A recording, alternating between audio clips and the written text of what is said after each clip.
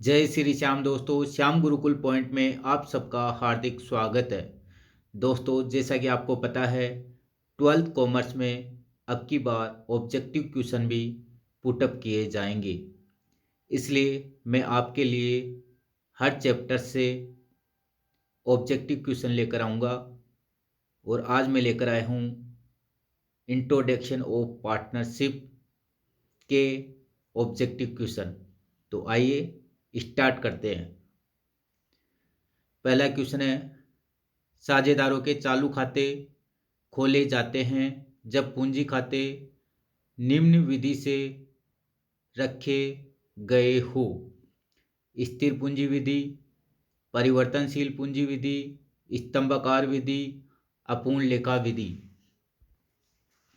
देखिए, COD तो बिल्कुल भी नहीं होगा। साझेदारी में दो तरीके से खाते रखे जाते हैं, एक तो स्थिर पूंजी विधि, दूसरी है परिवर्तनशील पूंजी विधि। स्थिर पूंजी विधि में दो खाते रखे जाते हैं, कैपिटल अकाउंट और करंट अकाउंट, जबकि परिवर्तनशील पूंजी विधि में केवल कैपिटल अकाउंट खोला जाता है। तो इसका राइट आंसर हो जाएगा ए। अगला क्वेश्चन देखिए, प्रत्येक भूल सुधार अथवा परिवर्तन हेतु पृथक पृथक प्रविष्टि करने के लिए खाता खोला जाता है। यानी कि अशुद्धि सुधार करने हेतु कौन सा खाता खोला जाता है? तो देखिए, वसूली खाता, लाभ हानि वितरण खाता, लाभ हानि समायोजन खाता, लाभ हानि खाता। तो इसका राइट आंसर हो जाएगा सी, P&L एडजस्टमेंट अकाउंट। अगला क्वेश्चन है, साझेदारी संलेख के अभाव में किसी साझेदार द्वारा फर्म को ऋण देने पर उसे ब्याज दिया जाएगा: 10% वार्षिक, 6% वार्षिक, कोई ब्याज नहीं, इच्छा अनुसार। तो इसका राइट आंसर हो जाएगा 6% वार्षिक। देखिए, जब भी साझेदारी संलेख का अभाव होता है तो आपको सिर्फ दो ही चीज़ें देनी है पार्टनर्स को। एक तो यदि किसी पार्टनर ने ऋण दिया है तो उस ऋण पर 6% वार्षिक की दर से ब्याज दिया जाएगा। दूसरा, लाभ हानि विभाजन अनुपात है, बराबर बराबर होगा। अगला देखिए, साझेदारी खाते बंद करने के पश्चात उनमें समायोजन किया जाएगा। पहला है अशुद्धियों को काटकर, दूसरा है साझेदारों को निजी भुगतान करके, तीसरा है आगामी वर्ष के प्रारंभ में समायोजन प्रविष्टि करके। उपरोक्त में से कोई नहीं। तो इसका राइट आंसर हो जाएगा समायोजन प्रविष्टि करके। देखिए, साझेदारी खाते बंद होने के पश्चात समायोजन दो तरीके से किया जाता है। एक तो समायोजन प्रविष्टि करके, दूसरा होता है लाभ हानि समायोजन खाता खोलकर। अगला देखिए, साझेदारी संलेख के अभाव में साझेदारों को पूंजी पर ब्याज दिया जाएगा। तो पूंजी पर ब्याज, साझेदारी संलेख के अभाव में पूंजी पर ब्याज नहीं दिया जाएगा। सिर्फ दो ही चीजें दी जाती है, एक तो साझेदार द्वारा दिए गए ऋण पर 6% वार्षिक दर से ब्याज दिया जाएगा, दूसरा लाभ हानि अनुपात बराबर बराबर होगा।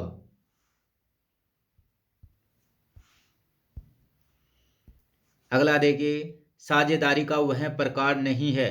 ऐच्छिक साझेदारी होती है, विशेष साझेदारी ये भी होती है, वैध साझेदारी ये भी होती है, लेकिन मौलिक साझेदारी नहीं होती। तो ये साझेदारी का प्रकार नहीं है। अगला देखिए, साझेदारी व्यापार में साझेदारों का दायित्व होता है, लाभ हानि अनुपात में नहीं, पूंजी अनुपात में नहीं, सभी का सीमित दायित्व है नहीं। कंपनी में सीमित दायित्व हो सकता है लेकिन साझेदारी में नहीं होता। तो इसका डी ऑप्शन हो जाएगा, सभी का असीमित दायित्व है। लेकिन साझेदारी व्यापार का एक प्रकार आया है, LLP act 2008। Limited liability partnership act 2008। इसके तहत यदि साझेदारी का पंजीकरण करवाते हैं तो साझेदारों का दायित्व क्या रहेगा? सीमित रहेगा।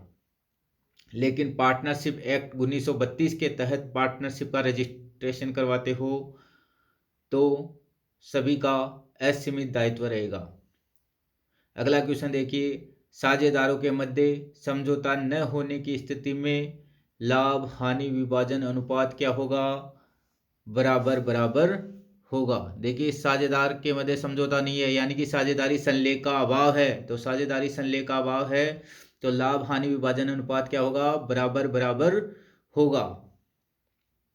अगला देखिए, साझेदारी व्यापार में साझेदारों की न्यूनतम संख्या होनी चाहिए।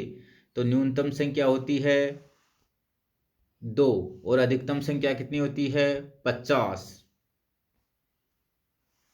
अगला देखिए,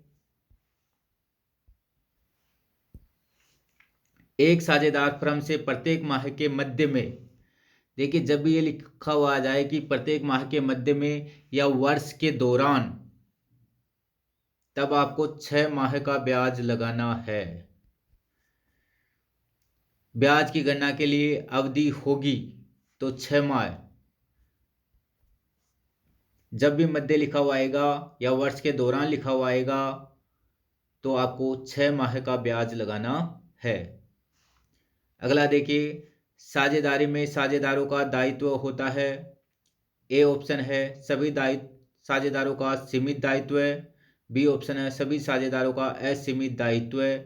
सी है पूंजी के अनुपात में। डी है लाभ हानि के अनुपात में। तो इसका राइट आंसर हो जाएगा सभी साझेदारों का असीमित दायित्व है। अगला देखिए, फर्म के लिए आहरण पर ब्याज। आहरण पर ब्याज क्या है? ए ऑप्शन है आय, बी ऑप्शन है वे, सी ऑप्शन है आय वह वे दोनों, डी ऑप्शन है कोई नहीं। तो देखिए, फर्म के लिए आहरण पर ब्याज क्या होता है? आय होती है। ये फर्म की क्या है? आय है।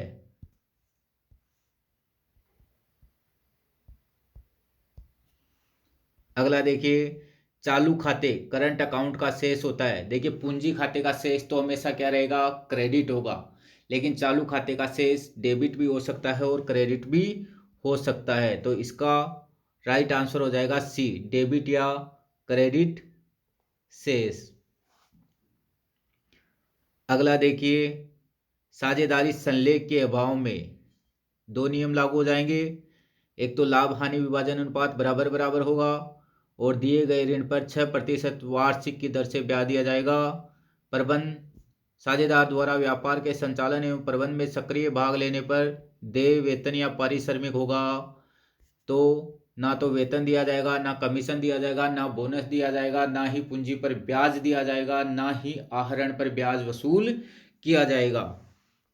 तो इसका राइट आंसर हो जाएगा डी। अगला देखिए, चालू खाते का डेबिट शेष दिखाया जाता है। देखिए, चालू खाते का डेबिट शेष है वो तुलन पत्र के संपत्ति पक्ष में, तुलन पत्र के दायित्व पक्ष में, लाभ हानि खाते के डेबिट पक्ष में, लाभ हानि खाते के क्रेडिट पक्ष में। तो इसे दिखाया जाएगा तुलन पत्र के संपत्ति पक्ष में। यदि इसका क्रेडिट शेष होगा तो इसे दायित्व पक्ष में दिखाया जाता है।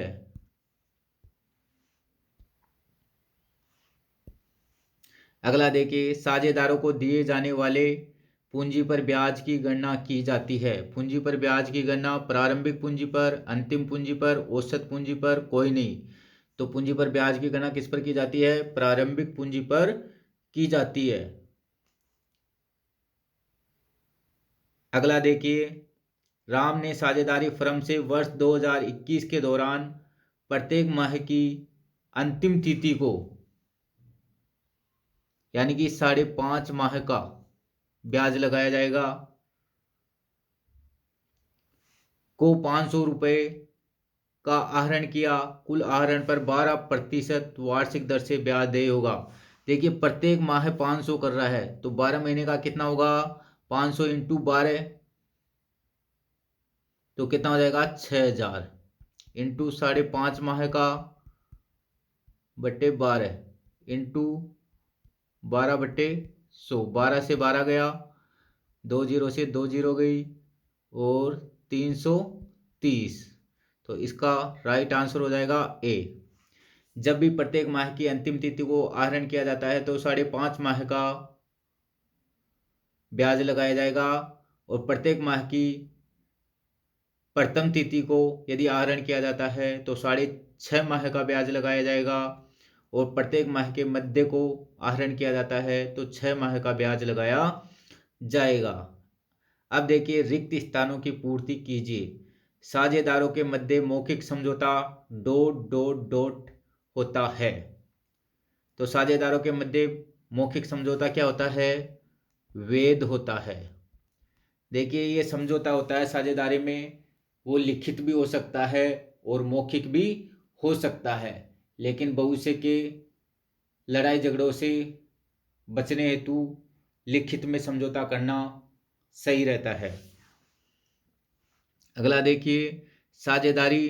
के अभाव में साझेदार वेतन, पूंजी पर ब्याज आदि पाने के हकदार नहीं है। तो किसके अभाव में? साझेदारी संलेख, या संलेख को अपन क्या बोल सकते हैं? विलेख भी बोल सकते हैं। तो साझेदारी संलेख या विलेख के अभाव में साझेदार वेतन, पूंजी पर ब्याज आदि पाने का हकदार नहीं होता है।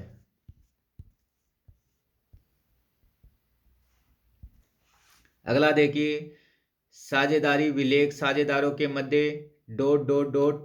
समझौता है। तो कौन सा समझौता है? साझेदारी विलेख है वो क्या है? एक लिखित समझौता होता है। अगला देखिए, वे व्यक्ति जो साझेदारी का निर्माण करते हैं व्यक्तिगत रूप से ... कहलाते हैं। क्या कहलाते हैं? व्यक्तिगत रूप से साझेदार कहलाते हैं। अगला देखिए, आहरण पर ब्याज फर्म के लिए ... है। क्या है? आय है। आहरण पर ब्याज फर्म के लिए क्या होता है? आय होता है। अगला देखिए, मोहन और श्याम एक फर्म में साझेदार है यदि उनका साझेदारी विलेख निम्नलिखित मामलों में मूक है। मूक का मतलब मौन है। मौन का मतलब साझेदारी संलेख का क्या है? अभाव है। साझेदारी संलेख का क्या है? अभाव है। तो इसमें केवल 2 ही नियम लागू होंगे। लाभ हानि अनुपात क्या होगा? बराबर बराबर होगा, और ऋण पर 6% वार्षिक की दर से क्या दिया जाएगा? ब्याज दिया जाएगा, और कुछ भी नहीं दिया जाएगा।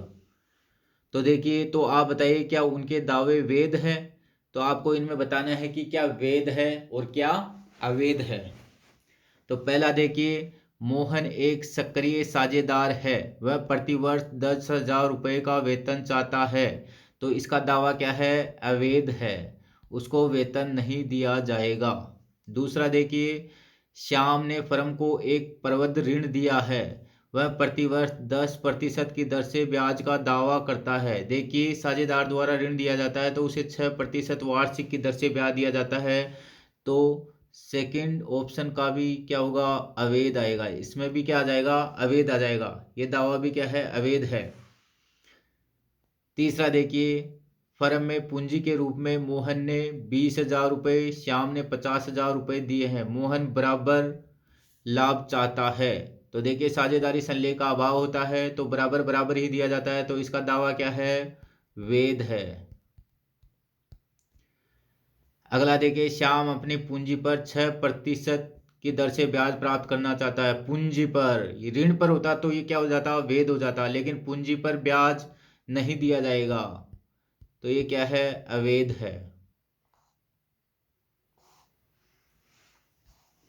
अगला देखिए,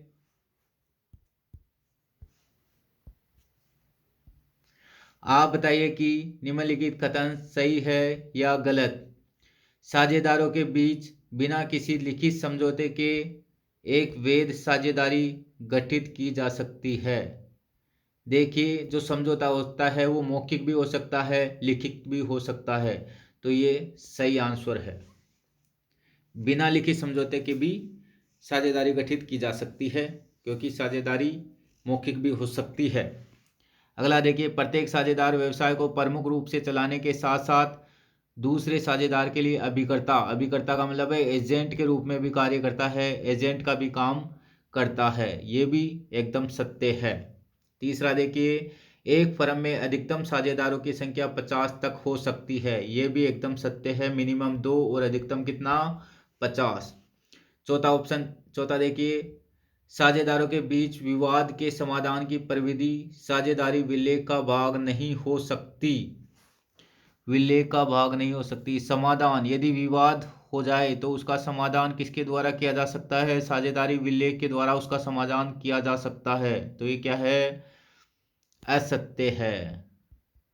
यदि साझेदारी संलेख होगा तो कोई विवाद ही नहीं होगा, तो ये क्या होगा? असत्य है।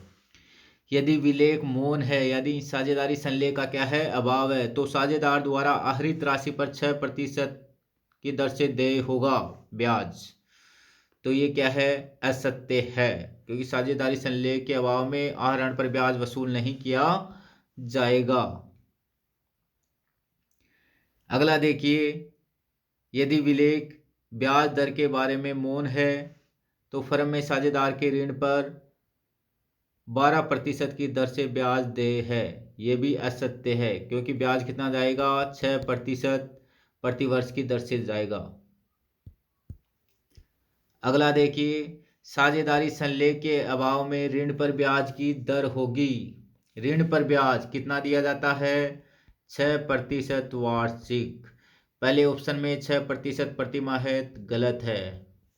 दूसरा पॉइंट 50% प्रति माह है। सी ऑप्शन देखिए 5% वार्षिक दर, नहीं 6% वार्षिक की दर से। डी ऑप्शन देखिए 4% वार्षिक दर से, ये भी गलत है।